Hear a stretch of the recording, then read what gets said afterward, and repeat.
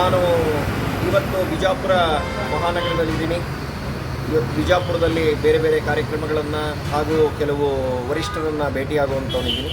ಈ ಸಂದರ್ಭದಲ್ಲಿ ನಾನು ಬಿಜಾಪುರಕ್ಕೆ ಬರ್ತಾ ಇದ್ದಾಗೇ ಬಿಜಾಪುರದಲ್ಲಿ ಬೀದಿ ನಾಯಿಗಳ ಹಾವಳಿ ತುಂಬ ಜಾಸ್ತಿಯಾಗಿದೆ. ಮತ್ತು ಇತ್ತೀಚೆಗೆ ಒಬ್ಬ 3 ವರ್ಷದ ಹುಡುಗನ ಮೇಲೆ ಭೀಕರವಾದಂಥ ದಾಳಿ ಆಗಿದೆ. ಆ ಹುಡುಗ ತುಂಬ ಚಿಂತಾಜನಕವಾದಂಥ ಸ್ಥಿತಿನಲ್ಲಿದ್ದಾನೆ ಮತ್ತು ಅವನಿಗೆ ಪರಿಸ್ಥಿತಿ ಎಷ್ಟು ಭೀಕರತೆಯಿಂದ ಕೂಡಿದೆ. ಅಟ್ಯಾಕ್ ನೋಡ್ತು ಅಂತಂದರೆ ಅವನಿಗೇನಾಗಿದೆ ಅನ್ನುವಂಥದ್ದೇ ಗೊತ್ತಿಲ್ಲ ಅನ್ನುವಂಥದ್ದಿದೆ. ಆದರೆ ಅವನು ಹುಡುಗ ಈಗ ಚೇತರಿಸ್ಕೊತಾ ಇದ್ದಾನೆ ಅನ್ನೋಂಥದ್ದು ಗೊತ್ತಾಗಿದೆ. ಅವನಿಗೆ ಉತ್ತಮವಾದಂಥ ಚಿಕಿತ್ಸೆ ದೊರೀಬೇಕು.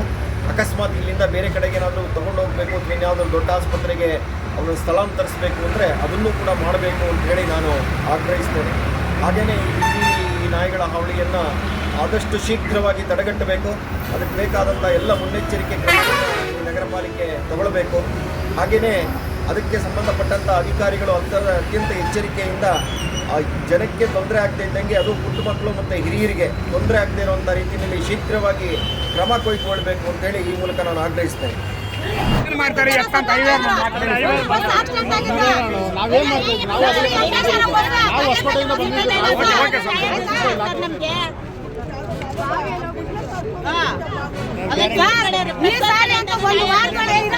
ಒಂದು ವಾರದೊಳಗಡೆ ನಮ್ಗೆ ನ್ಯಾಯ ಸಿಕ್ಕಿಲ್ಲ ತಗೊಂಡ್ಬಂದು ನಾವು ಎಲ್ಲ ಬಿಡಲ್ಲ ಆಯ್ತಾ. ಆಮೇಲೆ ಅವ್ರು ಯಾರು ನಮ್ಗೇನು ಸಾಯ್ತಾರೆ ಇಲ್ಲ ಉಣ್ಣಾಕ್ಬಿಡ್ಲಿ. ಒಂದು ಪ್ರಾಣಕ್ಕೋಸ್ಕರ ಹಿಂಗ್ ಮಾಡ್ತೀರಾ ಅಂದ್ರಲ್ಲ, ಪ್ರಾಣಕ್ಕೆ ಬೆಲೆ ಇಲ್ವಾ? ಹಾಗಾದ್ರೆ ಪ್ರಾಣ ಬೆಲೆ ಇಲ್ಲ.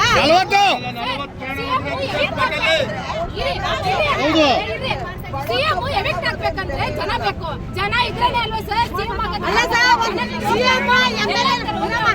ಸಿಎಂ ಎಮ್ಎಲ್ಎ ಬಂದ್ರೆ ರೋಡ್ ಬ್ಲಾಕ್ ಮಾಡ್ಬಿಡ್ತಾರ. ನಮ್ಗ್ ಬೆಲೆ ಇಲ್ವಾ? ಪ್ರಾಣ ಇಲ್ವಾ ನಮ್ದು? ಓಟ್ ಬೇಕಂದ್ರೆ ನಮ್ಮಿಂದ ಸರ್ ಎಮ್ಎಲ್ಎ ಆಗೋದು. ಓಟ್ ನಮ್ಮಿಂದ ಬರ್ತಾರವ್ರು. ನ್ಯಾಯ ಕೇಳಿದಕ್ಕೆ ಪೊಲೀಸರು ಹೇಳ್ತಾರೆ ನಿಮ್ಮ ಮೇಲೆ ಕೇಸ್ ಹಾಕ್ತೀವಿ ಅಂತ. ಅಲ್ಲಿಗೆ ಸತ್ತೋರ್ ಮೇಲೆ ನಮ್ಮ ಮೇಲೆ ಕೇಸ್ ಹಾಕೋದು? ನ್ಯಾಯ ಕೇಳಿದಕ್ಕೆ ಮಾಡೋದಲ್ಲ. ಲಾಠಿ ಚಾರ್ಜ್ ಮಾಡ್ತಾರಂತೆ. ಲಾಠಿ ಚಾರ್ಜ್ ಮಾಡ್ಲಿ, ನಾವ್ ಇಲ್ಲೇ ಸತ್ತೋತೀವಿ ಆಯ್ತಾ. ಒಳಗೆ